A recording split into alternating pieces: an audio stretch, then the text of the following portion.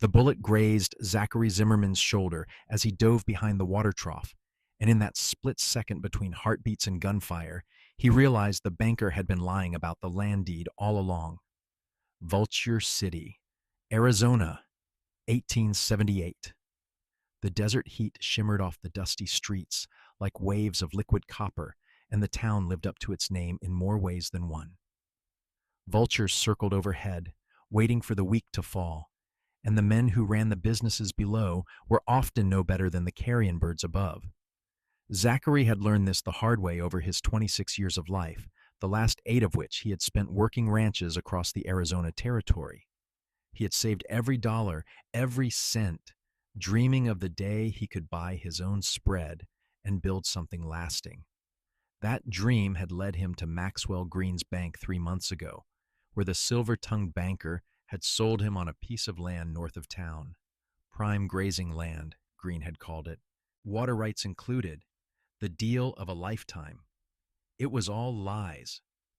Zachary had discovered the truth yesterday when he rode out to survey his property and found another man's cattle grazing there, another man's brand on the fence posts. When he confronted the rancher, a grizzled veteran named Tom Hutchins, the older man had shown him a deed dated 2 years prior. Greene had sold the same land twice, pocketing Zachary's life savings, while knowing full well the property was not his to sell. Now, crouched behind the water trough with bullets splintering the wood above his head, Zachary cursed his own foolishness. He had gone to confront Greene, demanding his money back, and the banker had responded by calling in his hired guns. 3 of them, all with tied-down holsters and cold eyes.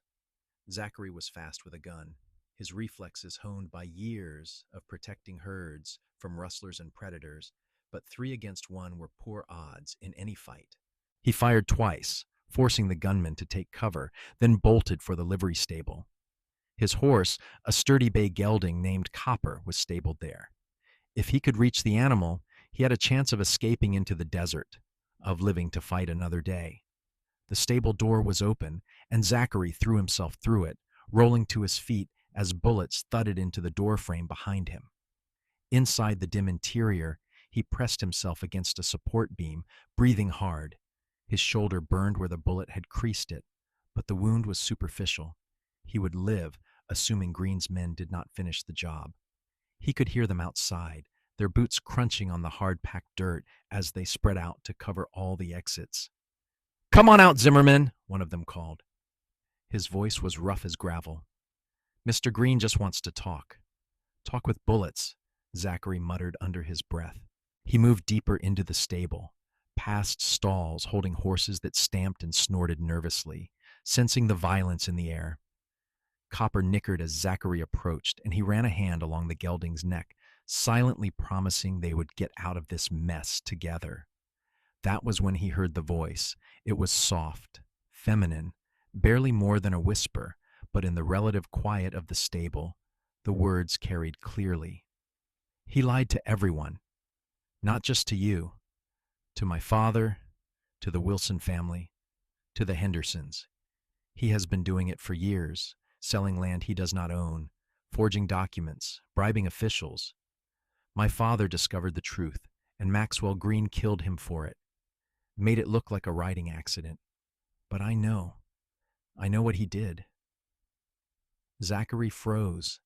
The voice was coming from the far end of the stable, from the stall that held a magnificent gray mare.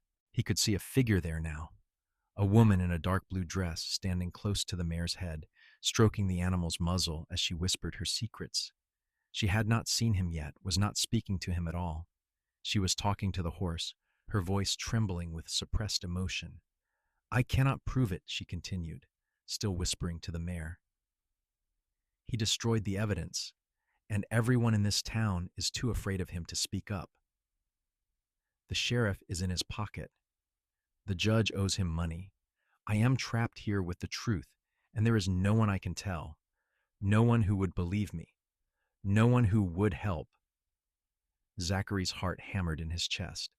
This woman knew.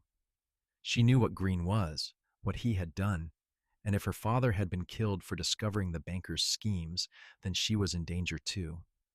He stepped forward, his boots scuffing against the straw-covered floor, and the woman spun around with a gasp. She was beautiful even in her distress. Her hair was the color of autumn chestnuts, pulled back in a practical bun that revealed a face with high cheekbones and large, expressive eyes, the color of warm honey.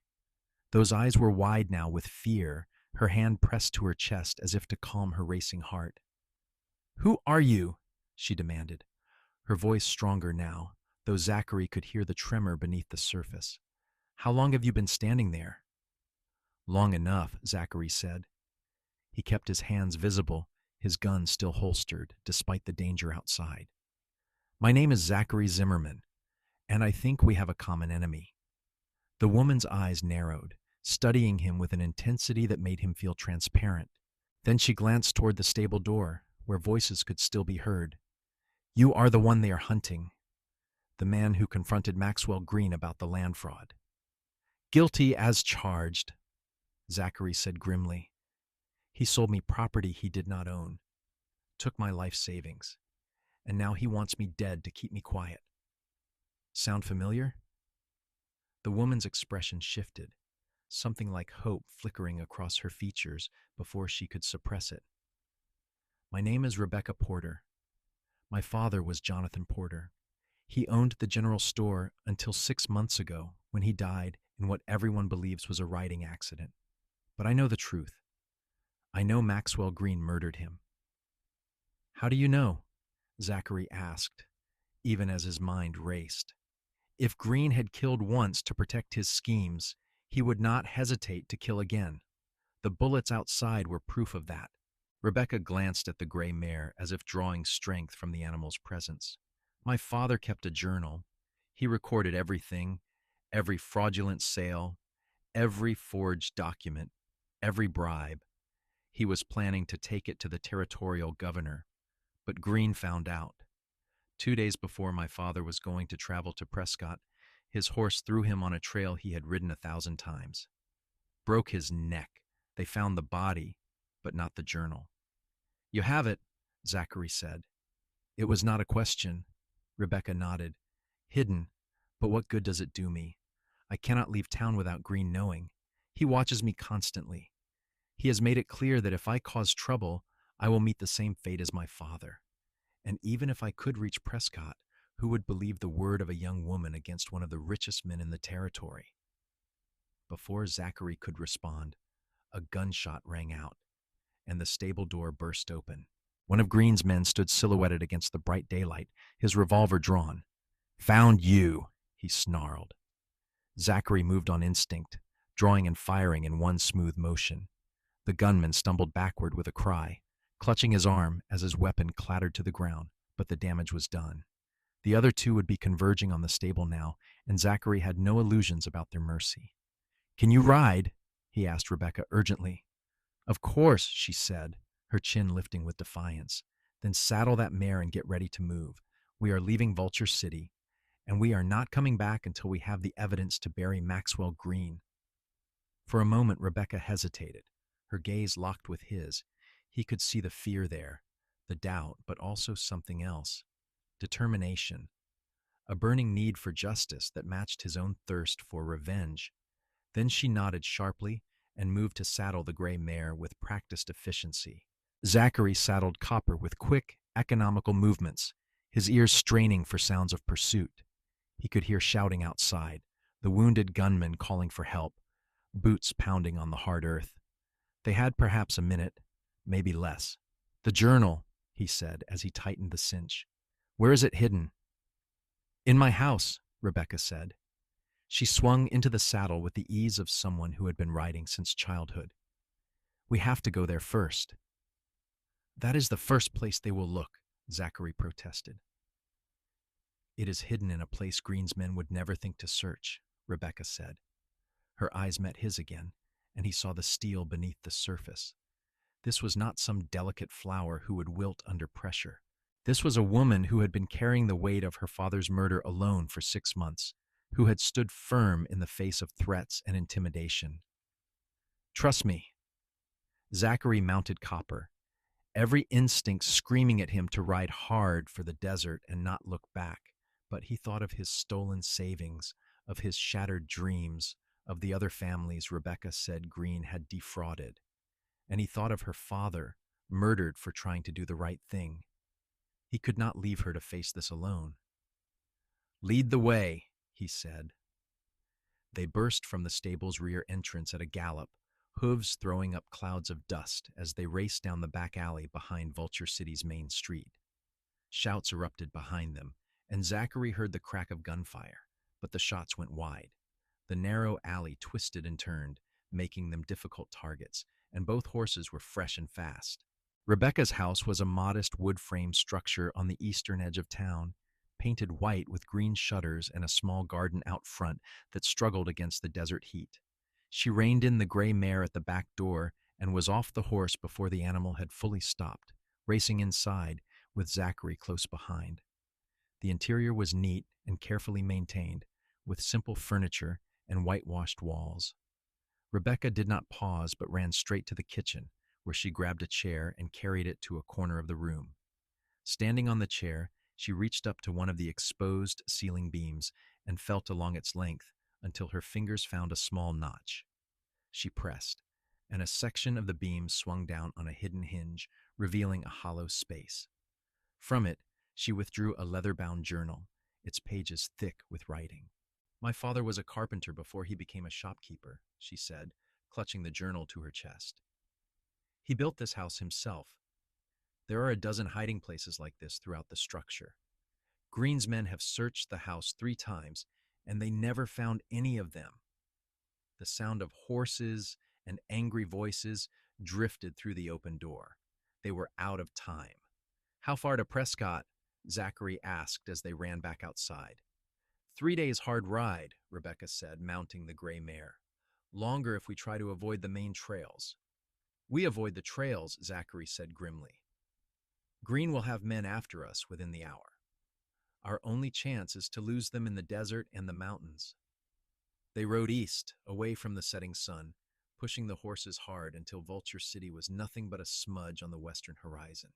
The desert landscape stretched endlessly in all directions, a harsh beauty of saguaro cacti and scrubby mesquite, of red rock formations that glowed like fire in the dying light.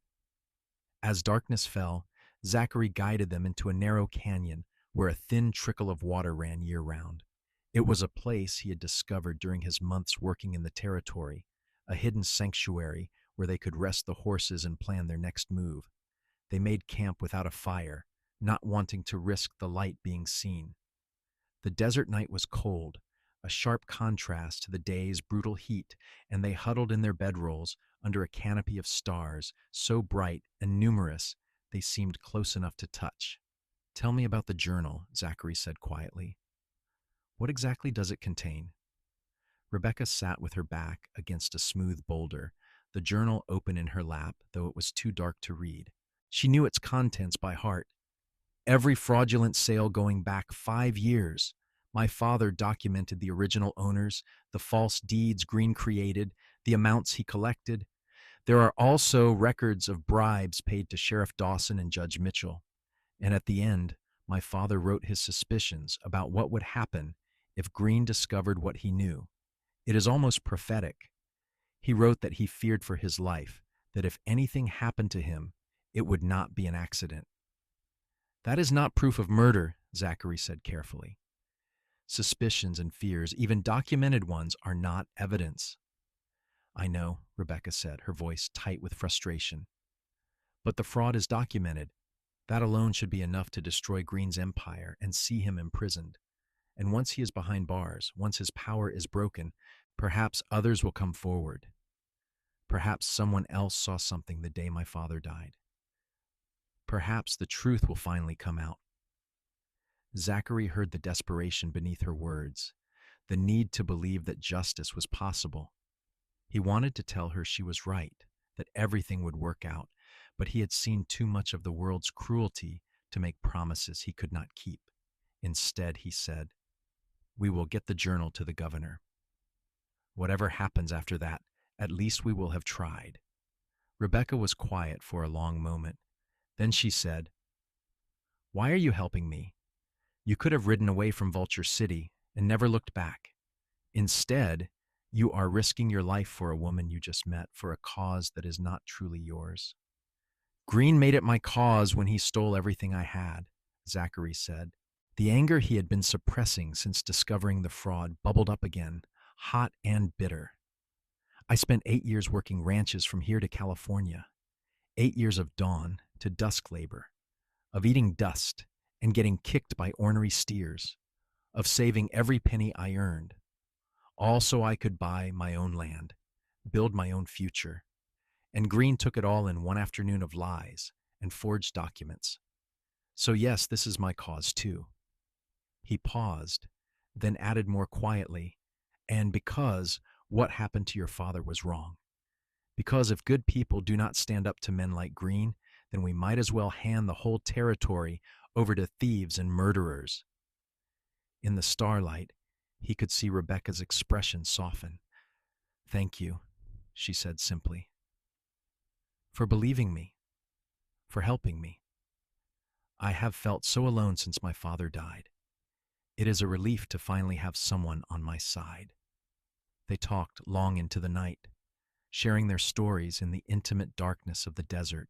Zachary learned that Rebecca was 24 years old, that she had grown up in Vulture City after her parents moved there from Missouri when she was a child. Her mother had died of fever when Rebecca was 16, leaving her to help her father run the general store. She had learned bookkeeping and inventory management, how to negotiate with suppliers and handle difficult customers. She could ride and shoot and had more practical skills than most men Zachary knew. She had never married, though she admitted there had been a few suitors over the years. None of them seemed right, she said with a shrug. They wanted a wife who would stay home and have babies and never have an opinion about anything important. I wanted more than that. I wanted a partner, someone who would see me as an equal. Any man who does not see you as an equal is a fool, Zachary said, and meant it. Rebecca smiled, a quick flash of warmth in the darkness. What about you? No wife waiting somewhere? No, Zachary said. I have moved around too much. Never stayed in one place long enough to build that kind of relationship. I always told myself I would think about settling down once I had my own land, once I had something to offer. He laughed bitterly. Turns out I should have been more careful about making sure the land was actually mine before making plans. We will get your money back, Rebecca said with quiet fierceness. Once the governor sees the journal, once Greene is arrested, you can file a claim for restitution. We will make this right. Zachary wanted to believe her. More than that, he was starting to realize that the money, while important, was no longer his only motivation. Somewhere between the gunfight in Vulture City and this moment under the stars, his purpose had shifted. Now he was writing not just for justice or vengeance, but for the woman sitting across from him, for the pain in her voice when she spoke of her father, for the courage it must have taken to carry such dangerous knowledge alone for so long. They set out again before dawn, riding through the gray half-light that preceded the sunrise. The desert landscape gradually gave way to rocky hills and sparse pine forests as they climbed into higher elevations. Zachary kept them off the main trails, following game tracks and dry washes, always keeping watch for signs of pursuit. On the second day, they saw riders on the horizon behind them. 3 men pushing their horses hard. Greene's hired guns, no doubt, determined to retrieve the journal and silence its protectors. Zachary urged Copper into rougher terrain, leading Rebecca up a steep slope littered with loose rock. The gray mare proved sure-footed and brave, never faltering even when the trail seemed to disappear entirely. They lost the pursuers in a maze of narrow canyons, emerging hours later onto a high plateau where ponderosa pines stretched toward a brilliant blue sky. The air was cooler here, scented with pine resin and clean wind. They stopped to rest the horses beside a small stream, and while the animals drank, Zachary studied Rebecca's face. She looked exhausted, dark circles beneath her eyes, and her hair escaping in wild tendrils from its bun, but her expression remained determined. "You are holding up well," he said. Rebecca bent to splash water on her face, then looked up at him with a wry smile. "Did you expect me to swoon and complain?" Some would, Zachary admitted. I am not some, Rebecca said. She stood and walked to where he was checking Copper's hooves for stones. My father raised me to be strong, to think for myself, and not rely on others for things I could do myself. I have been riding these trails since I was a child. The desert does not frighten me. What does frighten you? Zachary asked, looking up at her. Rebecca considered the question seriously. Injustice, she said finally. The idea that evil men can prosper while good people suffer. The thought that my father died for nothing, that his sacrifice will not bring about any change. That frightens me more than any hardship or danger. Zachary stood, acutely aware of how close they were standing, of the way the afternoon light caught in her hair and made her eyes seem to glow like amber. Your father did not die for nothing, he said quietly. We are going to make sure of that. Rebecca held his gaze for a long moment, and something passed between them, an understanding that went deeper than words. Then she nodded and turned away, but not before he saw the hint of color in her cheeks. They made camp that night in a grove of aspens, their leaves whispering in the evening breeze. This time they risked a small fire, confident that they had put enough distance between themselves and any pursuit. While Rebecca heated beans and hardtack for their dinner, Zachary tended to the horses, brushing them down and checking their legs for injuries. Both animals had performed admirably, carrying them through brutal terrain without complaint. As he worked, he found himself thinking about the future. If they succeeded in bringing Greene to justice, what would happen then? Rebecca would return to Vulture City, presumably to reclaim her father's store and rebuild her life. And he would do what? Try to recover his savings and start over somewhere else? The thought left him feeling hollow. The truth was, he had grown accustomed to Rebecca's presence over the past 2 days. More than accustomed. He found himself drawn to her in ways he had never experienced before. It was not just her beauty, though she was certainly beautiful. It was her strength, her intelligence, her unwavering sense of right and wrong. She was unlike any woman he had ever known, and the thought of saying goodbye to her once their business in Prescott was concluded filled him with an unexpected sense of loss. You are quiet tonight, Rebecca observed as they ate their simple meal. What are you thinking about? Zachary hesitated, then decided honesty was best. About what happens after. Once we deliver the journal and Greene faces justice. About where we go from there. Rebecca set down her tin plate, her expression thoughtful. I have been thinking about that too. I suppose I will return to Vulture City, though the thought does not fill me with joy. There are too many memories there, too much pain. But the store is all I have left of my father. I cannot just abandon it. What if you did not have to go back alone? Zachary said, the words tumbling out before he could second-guess himself. What if you had a partner? Someone to help you rebuild the business and face down whatever remnants of Greene's influence remain in town. Rebecca looked at him sharply, her eyes searching his face. What are you saying? Zachary? He set down his own plate and met her gaze directly. I am saying that somewhere between Vulture City and here, my plans changed. I thought I wanted land and independence, a place to call my own. But what I really want is purpose. And I think I have found that purpose sitting across this fire from me. You barely know me, Rebecca protested, but her voice was soft, almost wondering. I know enough, Zachary said. He moved around the fire to sit beside her, close enough that their shoulders almost touched. I know you are brave and principled and stronger than you give yourself credit for. I know that when you speak, I listen, and when you smile, my day becomes brighter. I know that the thought of riding away from you once this is over feels like tearing off a piece of myself. Rebecca's breath caught. In the firelight, her eyes shimmered with unshed tears. I thought I was the only one feeling this way. I told myself I was being foolish, that you were only helping me because you wanted revenge on Greene, that once this was over, you would ride off to your next adventure and I would be alone again. But I hoped, God help me, I hoped I was wrong. Zachary reached out slowly, giving her time to pull away if she wanted to, and took her hand in his. Her fingers were calloused from work, strong and capable, and they curled around his with a rightness that made his heart race. You are not alone, Rebecca. Not anymore.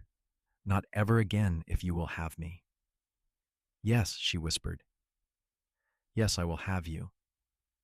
I think I have been waiting for you my whole life without even knowing it. He leaned in slowly, telegraphing his intention, and when their lips met, it was like coming home. The kiss was gentle at first, tentative, an exploration, and a question.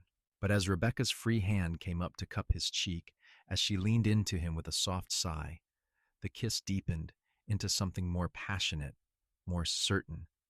It spoke of need and want, and the beginning of love, of two lonely souls finding unexpected solace in each other. When they finally pulled apart, both breathing hard, Zachary rested his forehead against hers. We are going to have quite a story to tell our grandchildren someday, he murmured. Rebecca laughed, the sound joyous and free. We have to survive the next few days first. We will, Zachary said with conviction. We have too much to live for now. They sat by the fire long into the night, talking about their dreams and plans for the future. Rebecca spoke of expanding the general store, maybe adding a small restaurant or boarding house. Vulture City was growing, and there would be opportunities for those willing to work hard. Zachary shared his knowledge of ranching and animal husbandry, suggesting they could raise horses on the side, breeding quality stock for the cavalry and the local ranches. Together, they began to paint a picture of a life built on partnership and mutual respect, a future that seemed suddenly bright and possible. The third day of their journey dawned clear and cold. They were in the mountains proper now, following a trail that wound through stands of pine and oak. In the distance, they could see the peaks of the Bradshaw Mountains, and beyond them, the valley where Prescott lay. They would reach the territorial capital by nightfall if they pushed hard. But as they descended into a narrow valley where a creek ran swift with snowmelt, disaster struck. The gray mare, until now so sure-footed, stepped on a loose rock and stumbled. Rebecca was thrown from the saddle, landing hard on the rocky ground with a cry of pain. Zachary was off copper in an instant, running to her side. Rebecca, are you hurt? She was sitting up, cradling her left wrist against her chest. Her face was pale, beaded with sweat despite the cool air. My wrist, she gasped. I think it might be broken. Zachary examined it carefully, his touch as gentle as he could make it. The wrist was already swelling, and when he probed the bones, Rebecca bit back a scream. Definitely broken, he confirmed grimly. We need to splint it. Using strips torn from his spare shirt and two straight branches, he fashioned a rough splint, wrapping it carefully to immobilize the injured wrist. Rebecca bore the process with gritted teeth, not complaining even though he could see the pain in her eyes. Can you ride? He asked once the splint was secured. I can ride, Rebecca said firmly. She stood with his help, swaying slightly before finding her balance. We are too close to stop now. But before she could take 2 steps toward the gray mare, the sound of hoofbeats echoed through the valley. They looked up to see 3 riders emerging from the trees behind them. Greene's men had found them. The lead rider was a tall, lean man with a scarred face and dead eyes. He reined in his horse about 30 feet away, his hand resting casually on the butt of his revolver. End of the line, Zimmerman. Hand over the journal and the woman, and maybe we let you ride away. Not a chance, Zachary said. He stepped in front of Rebecca, his own hand hovering near his gun. You want that journal, you are going to have to kill me to get it. The scarred man shrugged. Have it your way. Boys? The other 2 gunmen spread out, creating a crossfire. Zachary's mind raced. 3 against 1, with Rebecca injured and unable to help. The odds were impossible, but he would not surrender, would not let these men take Rebecca or the evidence that could bring down Maxwell Greene. He drew and fired in one fluid motion, his first shot taking the rider on the left in the shoulder. The man cried out and fell from his horse. But before Zachary could adjust his aim, the scarred man and the third gunman both drew and fired. Zachary felt a bullet tug at his coat. Another whine passed his ear. He dove to the side, rolling behind a boulder, and returned fire. The gunfight was brief and brutal. Zachary had the advantage of cover, but the gunmen had numbers. Bullets chipped rock and sang through the air. Zachary fired methodically, conserving his ammunition, waiting for clear shots. He clipped the third gunman's leg, sending the man tumbling from his horse with a howl of pain. That left only the scarred man, who had dismounted and taken cover behind a fallen log. "You are just delaying the inevitable, Zimmerman," he called out. "Mr. Greene wants that journal, and he will keep sending men until he gets it. You cannot protect her forever." "I can protect her long enough," Zachary shouted back. He glanced over at Rebecca, who had taken shelter behind a tree. Even injured, she had drawn a small derringer from somewhere in her dress and held it ready. Their eyes met, and she nodded, telling him without words that she was all right, that he should focus on the fight. Zachary reloaded quickly, his fingers moving by muscle memory. He had 4 rounds left, then he would have to rely on his rifle, still strapped to Copper's saddle. The horse had moved off during the fight, but remained nearby, trained not to bolt at the sound of gunfire. The scarred man was circling, trying to flank Zachary's position. Zachary tracked his movement, waiting for the moment when the gunman would have to break cover to get a clear shot. When it came, Zachary was ready. He fired twice, and the scarred man stumbled, clutching his side. His gun fell from nerveless fingers, and he collapsed to his knees. "You shot me," the scarred man said, sounding almost surprised. Blood soaked his shirt, spreading in a dark stain. "You actually shot me." Zachary approached cautiously, his gun still trained on the fallen man. "You shot at me first. Now tell me who else Greene has sent after us. How many more men are coming?"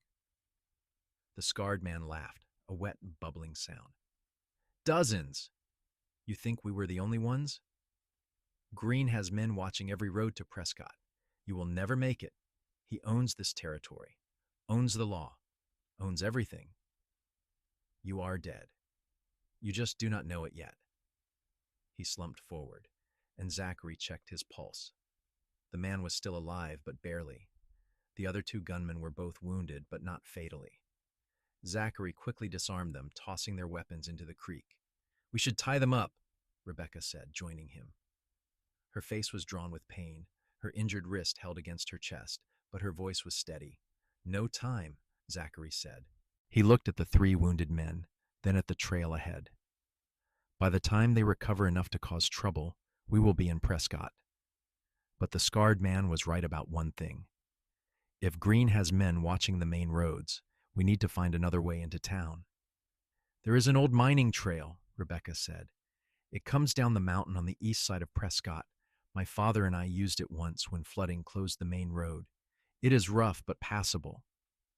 They gathered the reins of the gunmen's horses, taking the animals with them both to prevent pursuit and because the extra mounts might prove useful. Rebecca mounted the gray mare, cradling her injured wrist, and they set off at a gallop, leaving the wounded men behind. The mining trail was as rough as Rebecca had promised. It switchbacked up a steep mountainside, then descended through a region of abandoned claims and rusting equipment. But it brought them to the eastern outskirts of Prescott just as the sun was setting, painting the sky in shades of orange and purple. Prescott was a different world from Vulture City. The territorial capital was larger, more prosperous, with brick buildings and tree-lined streets. The governor's mansion sat on a hill overlooking the town, a stately structure that represented law and order and the promise of civilization in the wild territory. Zachary and Rebecca rode straight to the mansion, their clothes dusty and stained, Rebecca's face pale with pain and exhaustion. The guards at the gate initially tried to turn them away, but Zachary's intensity and Rebecca's insistence that they carried evidence of major crimes eventually convinced the men to send for the governor's aid. The aide, a nervous young man named Timothy Wells, listened to their story with growing alarm. "These are serious accusations," he said. "Do you have proof?" Rebecca handed him the journal with her good hand. "Everything you need is in there. Years of fraud, documented bribes, and my father's suspicions about his own murder. Maxwell Greene is a criminal, and he has been operating with impunity for far too long." Wells paged through the journal, his eyes widening with each entry. "This is extraordinary. If even half of this is true, it represents one of the largest fraud schemes in territorial history. Wait here. I need to speak with the governor immediately." He disappeared into the mansion, leaving Zachary and Rebecca standing in an elegant receiving room. A housekeeper, taking pity on their obvious distress, brought them water and offered to send for a doctor for Rebecca's wrist. They accepted gratefully, and within minutes, a kindly older physician was examining Rebecca's injury and pronouncing the splint adequate but in need of proper setting. "Come to my office tomorrow," he told her. "I will need to make sure the bones are aligned correctly and apply a proper plaster cast. In the meantime, try to keep it elevated and still." Governor John Hoyt himself appeared half an hour later, Wells at his side. Hoyt was a distinguished man in his mid-50s, with iron-gray hair and keen eyes that missed nothing. He carried Jonathan Porter's journal and a grave expression. "Miss Porter, Mr. Zimmerman, I have reviewed your evidence, and I want to hear your full story. Every detail from the beginning. This matter is of the utmost importance." They told him everything, from Zachary's discovery of the fraud to Rebecca's knowledge of her father's murder, from their flight from Vulture City to the gunfight in the valley that afternoon. Hoyt listened without interrupting, occasionally making notes, his expression growing darker as the tale unfolded. "I knew Maxwell Greene," he said when they finished. "We served together on a territorial commission 5 years ago. He seemed an upstanding businessman, well respected in his community. To learn that he has been perpetrating such crimes, and worse, may have committed murder to conceal them, is deeply disturbing." "Will you act on the evidence?" Rebecca asked, leaning forward urgently.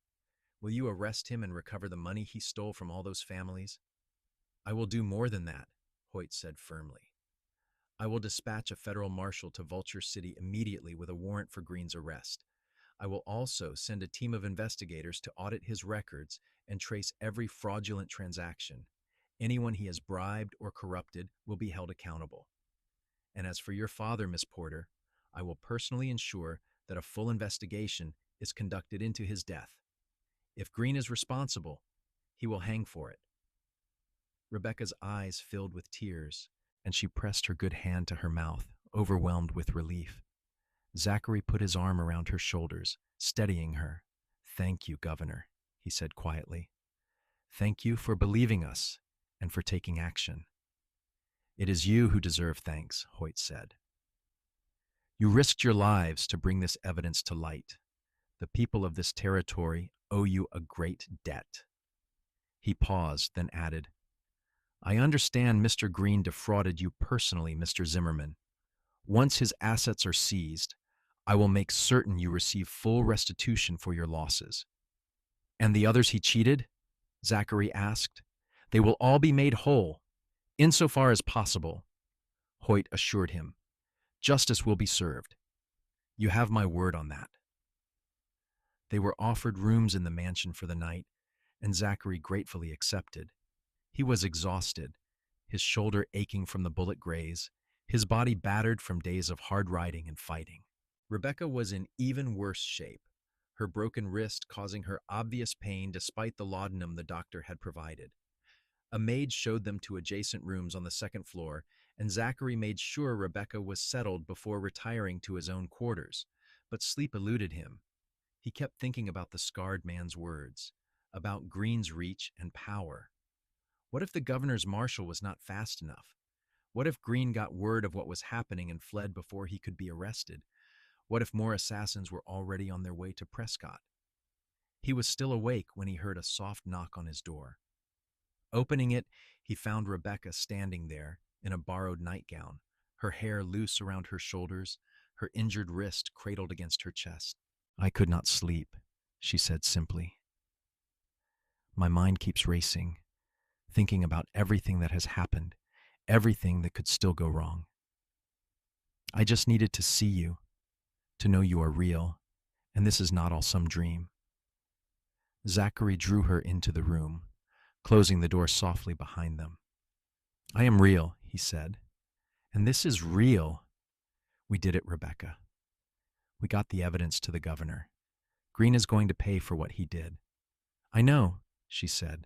She looked up at him, her honey-colored eyes luminous in the lamplight. And I keep thinking about what you said by the fire, about finding your purpose, about building a future together. Did you mean it? Or was it just the heat of the moment? The danger making us feel things that will fade once the excitement is over? Zachary cupped her face gently in his hands, mindful of her injury. I have never been more serious about anything in my life. These past days with you have shown me what I want, what I need. A partner who is my equal in every way, someone brave and strong and true. I love you, Rebecca Porter. I know it is fast. I know we have only known each other a few days, but I have never been more certain of anything. Rebecca's breath caught, and a tear spilled down her cheek. I love you too, Zachary Zimmerman. I think I started falling for you the moment you stepped out of the shadows in that stable and said we had a common enemy. You could have run, saved yourself, but instead, you chose to help me. That took courage and honor, and those are qualities I value above all others. He kissed her then, gently because of her injury, but with all the love and promise he felt in his heart. She kissed him back, her good arm wrapping around his neck, holding him close as if afraid he might disappear. When they finally broke apart, both of them were breathless, grinning at each other like conspirators who had just pulled off the greatest heist in history. Stay with me tonight? Rebecca asked softly. Just to hold me, to help me feel safe. I do not want to be alone. I will never let you be alone again, Zachary promised. He led her to the bed, and they lay down together, fully clothed, her head resting on his chest as his arms enfolded her carefully. She fit against him perfectly, as if she had been made to be there, and within minutes her breathing had deepened into sleep. Zachary lay awake a while longer, marveling at the strange turns life could take. A week ago, he had been a broke cowboy with nothing but anger and a stolen dream. Now he held in his arms a woman he loved, and together they had set in motion events that would bring a powerful criminal to justice. It was not the future he had imagined, but it was infinitely better. Federal Marshal Tom Garrett arrived in Vulture City 3 days later with a squad of deputies and a warrant for Maxwell Greene's arrest. The banker tried to bribe his way out, offering vast sums of money, but Garrett was incorruptible. He arrested Greene, Sheriff Dawson, and Judge Mitchell, along with half a dozen other officials who had been complicit in the fraud scheme. The territorial newspapers covered the scandal extensively, praising the courage of Rebecca Porter and Zachary Zimmerman for bringing the criminals to justice. The trial took place in Prescott 2 months later. Zachary and Rebecca both testified, as did many of Greene's victims. The evidence from Jonathan Porter's journal was damning, and Greene's own records seized during the investigation confirmed every accusation. The banker was found guilty on 17 counts of fraud and 1 count of conspiracy to commit murder. The evidence of Jonathan Porter's murder was circumstantial, but combined with everything else, it was enough. Maxwell Greene was sentenced to hang. Zachary watched from the courtroom as the verdict was read, Rebecca's hand clasped tightly in his. He felt no joy in Greene's fate, only a grim satisfaction that justice had been done. Beside him, Rebecca wept quietly, grieving for the father who would never see this moment, but who had made it possible through his courage and meticulous record-keeping. The territorial government seized all of Greene's assets, which proved to be substantial. After the defrauded families were compensated, a significant sum remained. Governor Hoyt arranged for Zachary to receive not only his stolen savings, but an additional payment as compensation for his troubles. It was enough to buy the land he had originally wanted and then some. But Zachary's dreams had evolved. He and Rebecca were married in a small ceremony in Prescott, with Governor Hoyt himself as one of the witnesses. Rebecca wore a dress the color of spring leaves, and she had never looked more beautiful. When they exchanged vows, promising to love and honor each other for all their days, Zachary felt his heart would burst with happiness. They returned to Vulture City as husband and wife, ready to rebuild. The general store had been closed during the trial, but Rebecca threw herself into reopening it with characteristic determination. Zachary helped her, learning the intricacies of retail trade while also pursuing his dream of raising horses. They bought land on the outskirts of town, good grazing land with water rights, and began building both a ranch and their life together. The town itself was changing. With Greene's corrupt influence removed, honest business people began to thrive. New families moved in, drawn by the promise of a fresh start in a place no longer controlled by a criminal network. Zachary and Rebecca became respected members of the community, known for their integrity and their willingness to help their neighbors. Rebecca's broken wrist healed, though it ached in cold weather, a permanent reminder of their desperate flight through the mountains. But she never complained about it. Instead, she joked that it was her badge of honor, proof that she had fought for justice and won. A year after the trial, Rebecca discovered she was pregnant. Zachary was overjoyed, already imagining teaching his son or daughter to ride, to appreciate the harsh beauty of the desert, to stand up for what was right no matter the cost. When the baby was born, a healthy boy with his mother's honey-colored eyes and his father's dark hair, they named him Jonathan, after Rebecca's father. The store prospered, and so did the horse ranch. Zachary proved to have a gift for breeding quality animals, and soon ranchers from across the territory were coming to buy his stock. Rebecca managed the business side with skill, handling the books and negotiations with suppliers. They were partners in every sense of the word, building something lasting and worthwhile together. More children followed.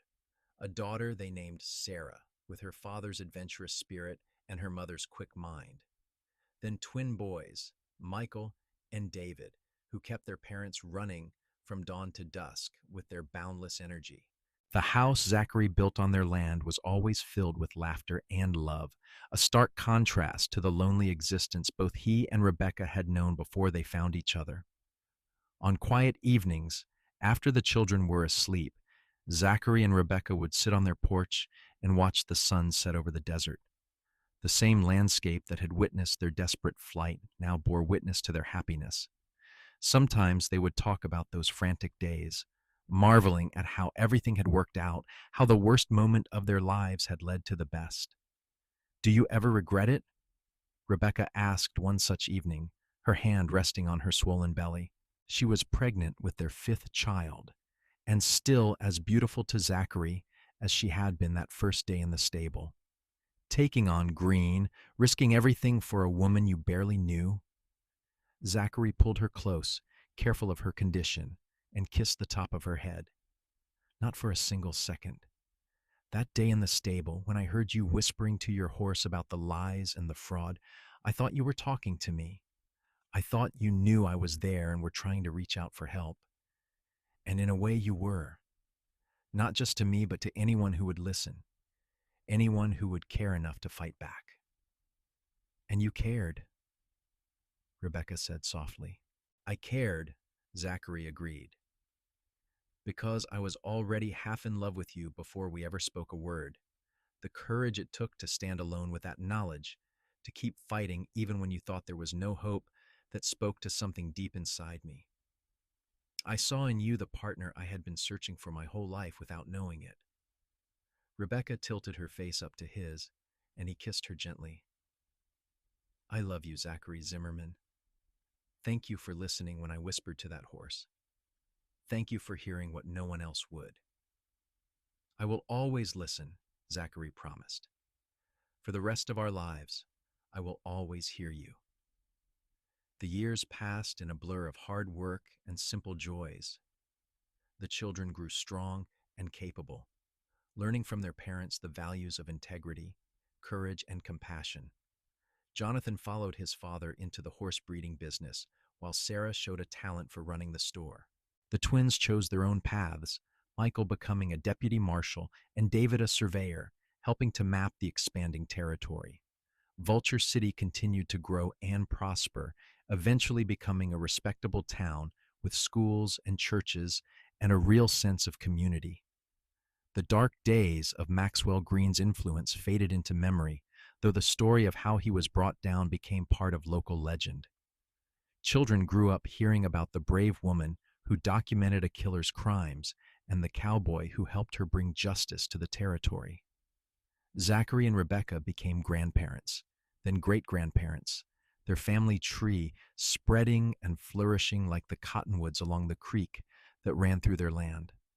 They remained active and vital well into their later years, still working side by side in the store and on the ranch, still deeply in love after decades of marriage. On their 50th wedding anniversary, the whole town threw a celebration in their honor. There were speeches and toasts, music and dancing, and heartfelt tributes to the couple who had helped shape Vulture City into the thriving community it had become. Governor Hoyt, now retired but still sharp as ever, traveled from Prescott to attend, bringing with him the original journal that Jonathan Porter had kept. He presented it to Rebecca as a gift, a piece of family history that had changed the course of the territory. Rebecca held the worn leather volume, her eyes misty with tears. "My father would be so proud," she said, "not just of what we accomplished with the journal, but of the life we built afterward. He always believed that good people could make a difference if they were willing to stand up and fight for what was right. We proved him correct." Zachary wrapped his arm around his wife, marveling at how she could still make his heart race after 5 decades together. They had weathered storms, both literal and figurative, had faced challenges and celebrated triumphs, had built a legacy that would endure long after they were gone. And it had all started with a whispered confession to a horse and a cowboy brave enough to listen. That night, after the celebration had ended and they were alone in the home they had built together, Rebecca and Zachary sat on their porch one last time, watching the stars emerge in the darkening sky. The desert wind whispered through the mesquite and creosote, carrying with it the scent of sage and distant rain. "I have been thinking," Rebecca said softly, "about that day in the stable when I was whispering to the gray mare. I did not know you were there, but some part of me must have hoped someone would hear, someone who would care enough to help me carry the burden I had been bearing alone for so long. The universe has a way of bringing people together when they need each other most," Zachary replied. "I needed you as much as you needed me, even though I did not realize it at the time. You gave me purpose, showed me what was truly worth fighting for." "And what is that?" Rebecca asked, though she already knew the answer. "Love," Zachary said simply. "Justice, family, building something good and lasting in a world that can be harsh and unforgiving. You showed me all of that and more." They sat in comfortable silence, hands clasped, two souls who had found each other against all odds and built a life beyond their wildest dreams. Around them, their land stretched into the darkness, dotted with the lights of their children's homes and the distant glow of Vulture City. It was a sight that never failed to fill them with pride and gratitude. "We did good, did we not?" Rebecca asked eventually. "We did very good," Zachary agreed. "And the best part is that it is not over yet. We still have time, still have each other, still have love to give and stories to tell." Rebecca squeezed his hand. "Then let us make the most of every moment we have left.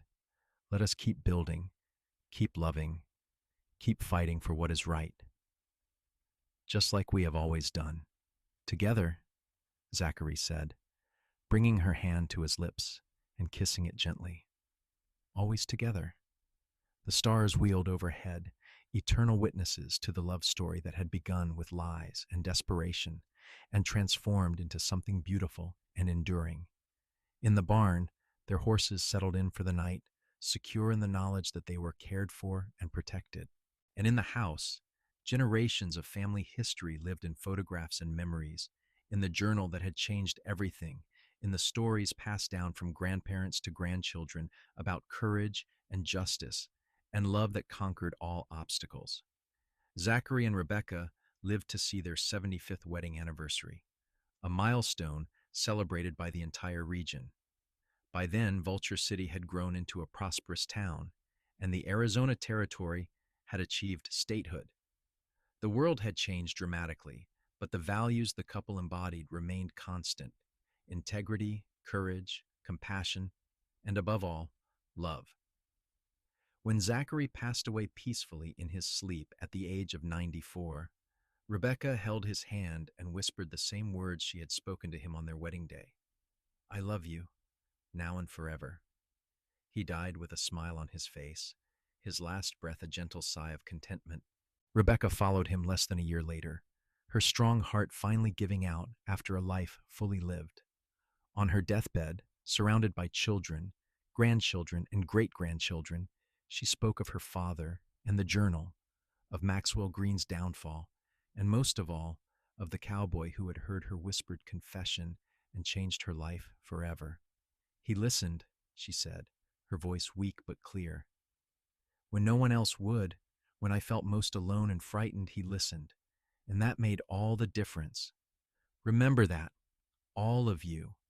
Sometimes the greatest act of love is simply being there, listening, caring enough to help carry someone else's burden.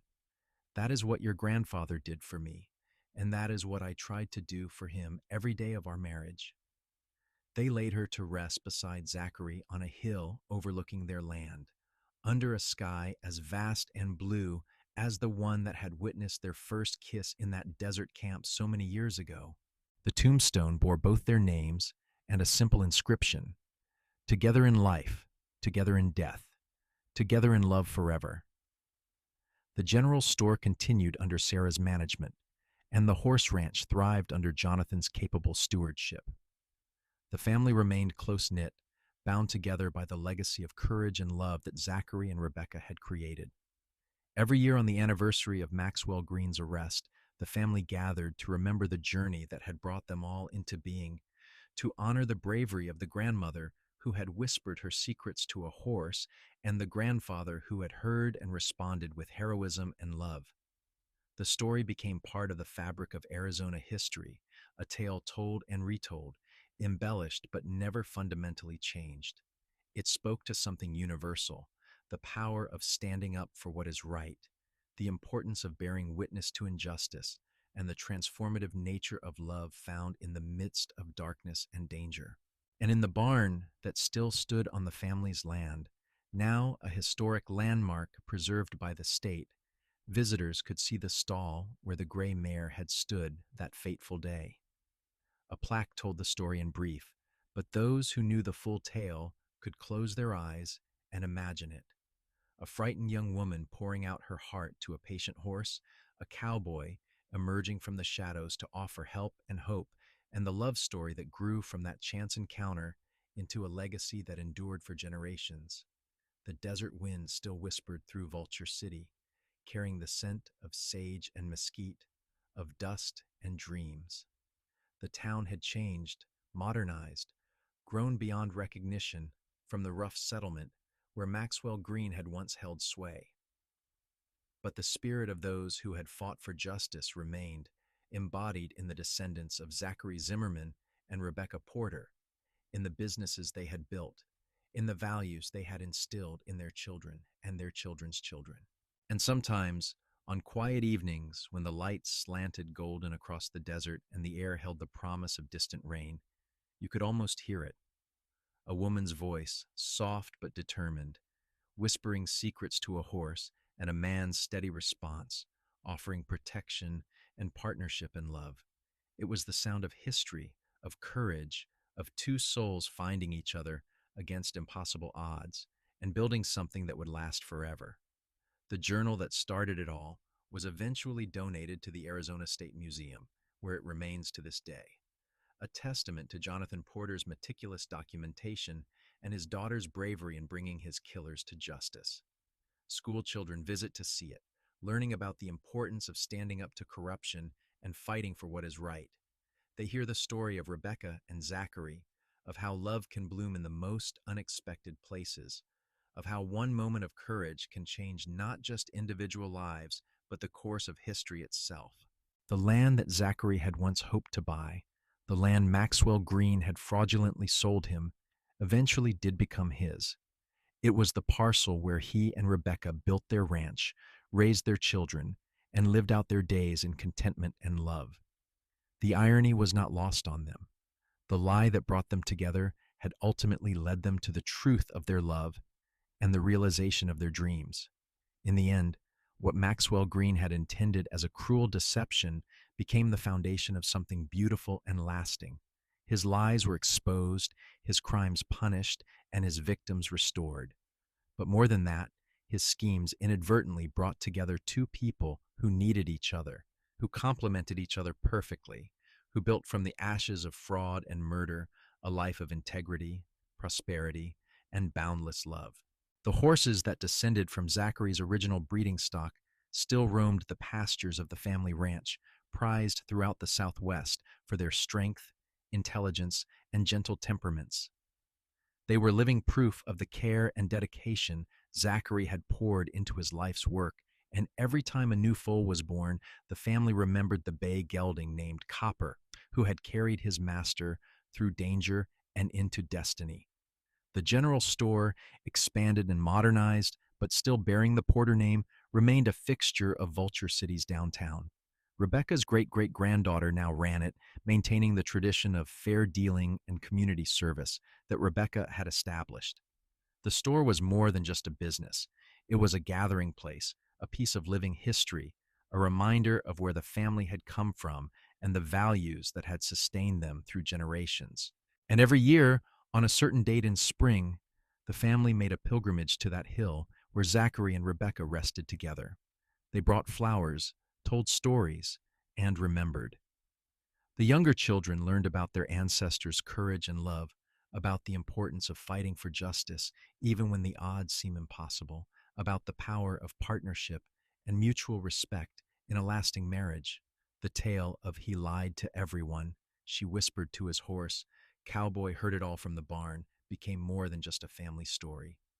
It became a legend, a piece of the American West's rich tapestry, a reminder that even in the darkest times, courage and love can triumph. It was a story that would be told for generations to come, inspiring others to stand up for what is right, to listen to those in need, and to believe that love can be found in the most unexpected places. And so the legacy continued, passed down through the years like a precious heirloom, each generation adding their own chapter, while never forgetting the foundation laid by that remarkable couple who had found each other in a barn in Vulture City, Arizona, in the year 1878. Their love story, born from lies and danger, nurtured by courage and determination, and sustained by mutual respect and devotion, stood as proof that even the darkest circumstances can give birth to the brightest futures. The sun set over the Arizona desert one more time, painting the sky in shades of amber and rose, and somewhere in the wind, if you listened very carefully, you could hear the echo of a woman's whispered secrets and a man's promise to always listen, always care, always love. It was the sound of a legacy that would never die, a love story that would never end, a testament to the enduring power of courage, justice, and love in the wild and beautiful American West.